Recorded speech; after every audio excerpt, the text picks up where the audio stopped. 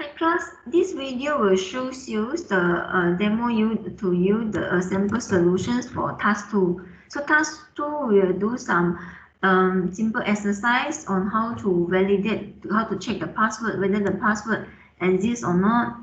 Because when we sign up a new member account,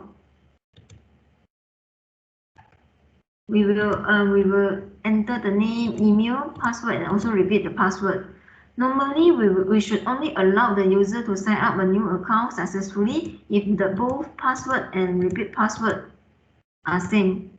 But in the previous lab, we didn't do this yet, so now we will add in this validation code to add a new function in our code to do the checking.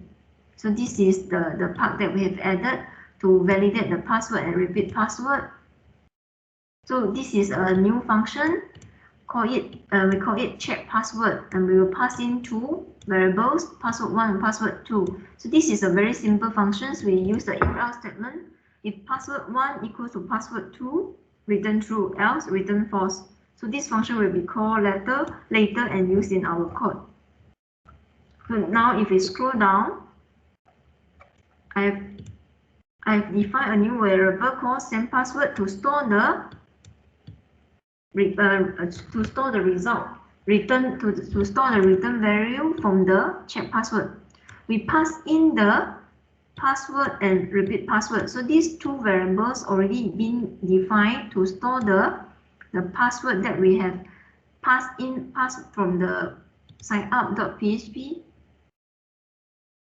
to the backend. So these are the two passwords that already that we entered by the user. We want to check whether these two passwords correct or not. So we pass in the two variables here.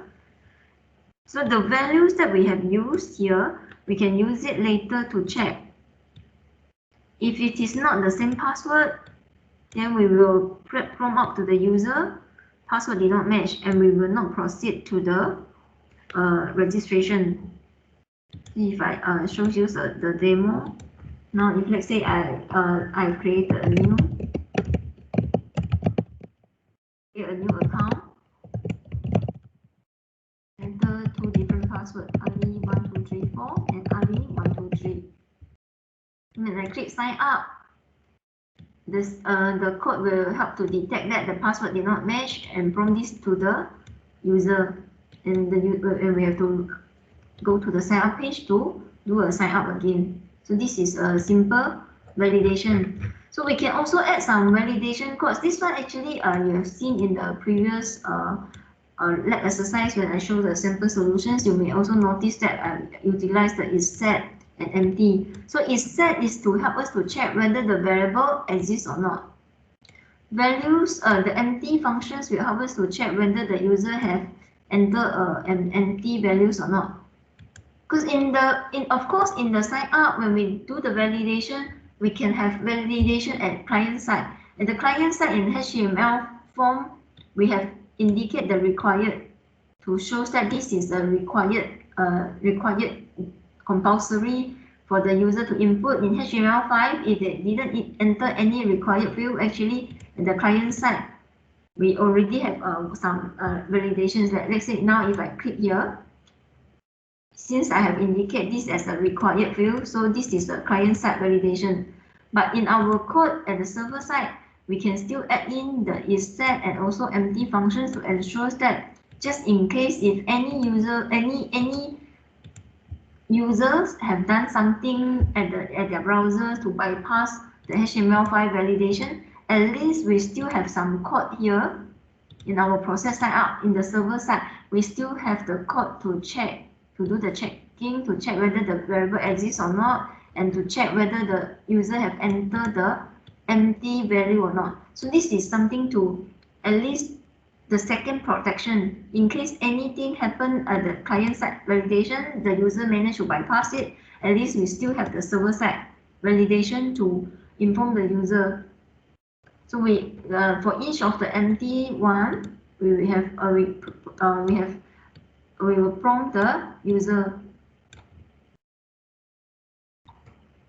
Okay, so this one, if empty name, then we prompt user name field is empty, email field is empty. if either the password or repeat password is empty, we also will inform the user the password field is empty. So at least we have some server-side validation as well. So if everything is okay, then we will proceed to create a new account for this user. So the third one for this is I want you to apply hash functions to store the password using store the password not as an original password but as a hash password, so that this can secure the user data. So now if you look at the database, you can see I have two records here.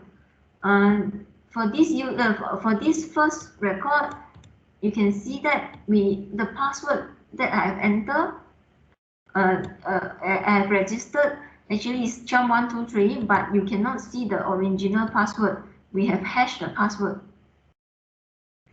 If you see the second one, which is from that I created from the previous lab.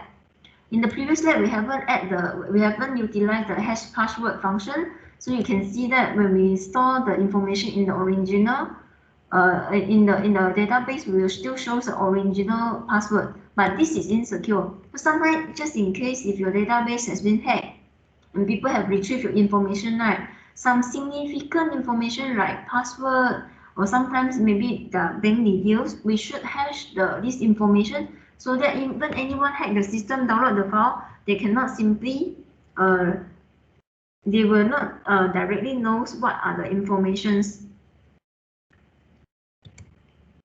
So to add the hash password, in this example, I apply the SHA1 function. So it depends on which one you want to utilize. If you follow, so if you open the references, this is one of the example how we can hash our password.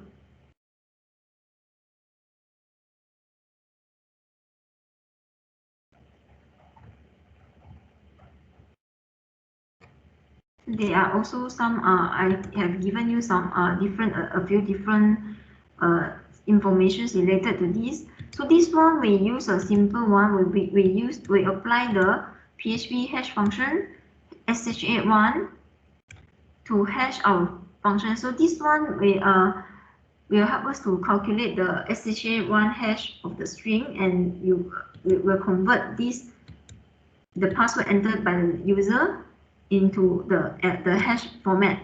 So I call this and I define a variable to store the password after we have applied the hash function. This is the new password, hash password.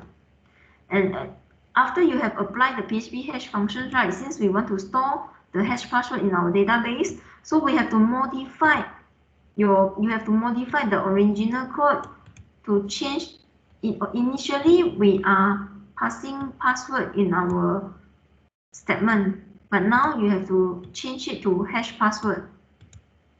Okay, this is the part that you need to change. You have to change the variable name into hash password, so that we will store it in the hash format in our database. So this is something that you will see in database if we have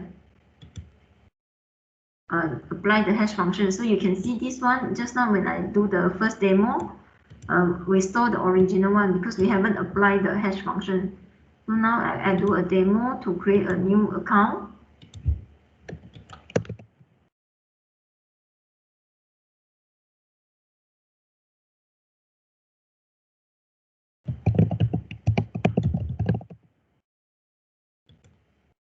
Yeah, sorry, I think this account already exists. I already registered before, so I will create another account.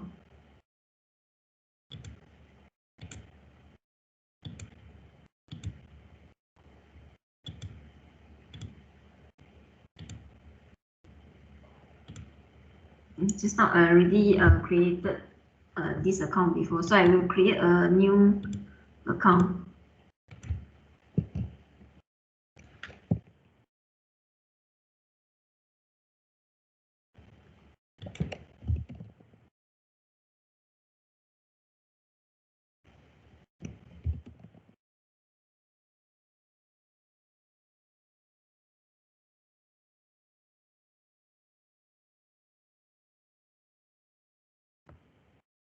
Okay, so now the registration is successful, and I will go to the database and refresh the database. You will see there is a new account created, but the password already hashed. So you will not be able to see the hash password. So this is just to demonstrate to you how we can apply this to improve to secure our password in our database.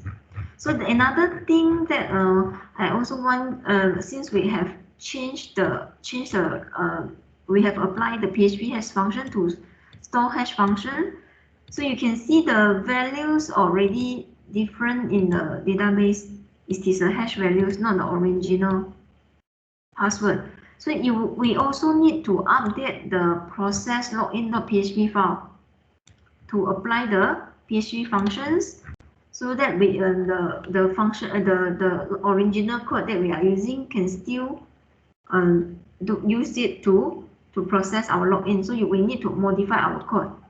So in your process login.php, you have to scroll down to the part that related to the password. We have to, after we reach, okay, this is the one.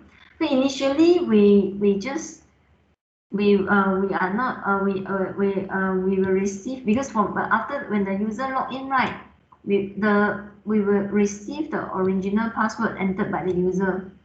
But now, since we want to compare with whether the password is correct or not, we have to apply the hash function to hash the password to compare the value with the value that we have stored here. So we have to modify this code to include to apply the hash function, the SHA1, to apply this again to the password that we have received entered by the user during login. So if you didn't do this, you will not be able to log in successfully, because the password already convert to the hash format. So now if let's say okay, so we have to apply this, and again I create a new variable called hash password to store the password that already apply hash. So remember the select SQL statement, right? Where email equals to user email, so you have to change password equals to hash password. You have to change this, update this. Instead of using this variable, you have to update it to the new variable hash password, so that we will be able to get the right to check whether the account exists or not. If you still use it, right, you will not be able to retrieve the right password. Okay, so this is one modification that you need to change. So you can see after I apply that, I will be able to. So you can see in this example, right, if because I have 4 records here. If I use ameng@gmail.com, I will not be able to log in, because the password is supposed to be hashed. But since the original one in the previous lab, we haven't hashed the password here yet. So if I use this to log in, I will not be able to log in successfully, because the password already hashed.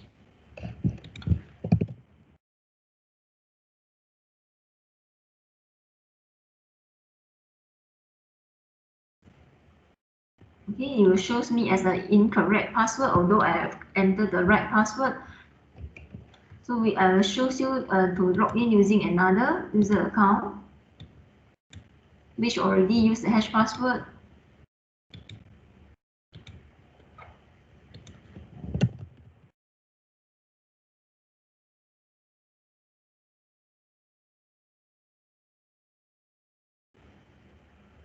Okay, so this will redirect me to the profile page. So this is there's some modifications we need to do when we apply some new things to the code in task 2. So remember, in the process sign up, we have added the new functions to check whether the 2 password is the same or not. and this function will return either true or false. So from the return value, we store the return value and we use the return value to check whether the password is same or not. If different, then we have to prompt the user and we will not continue the sign up. If the password is the same, then we will proceed to the sign up.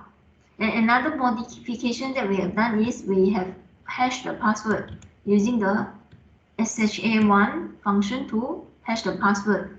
The purpose is to secure the information, because password is supposed to be private and confidential. So we don't want anyone to know what password has been used by the user. So we can apply the hash function to hash the password information.